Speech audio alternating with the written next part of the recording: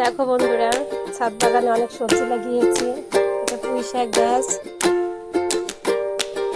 তার সঙ্গে আমি সিম গাছও দিয়েছি, কারণ ক্যারেটগুলো অনেক বড় তো অনেক মাটি ধরেছে। এক জায়গায় দুটো গাছই দিয়েছি।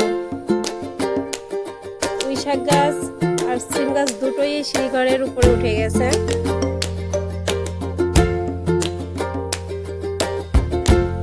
আর আমি এইখানে ড্রাগন গাছ বসিয়েছি। ড্রাগন গাছে দেখো ফল চলে এসছে।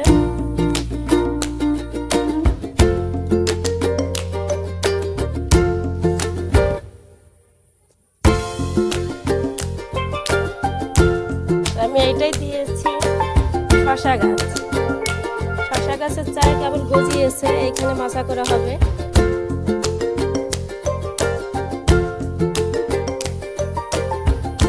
তোমাদের ছাদ বাগানটা দেখে কেমন লাগলো ভিডিওতে অবশ্যই জানাবে।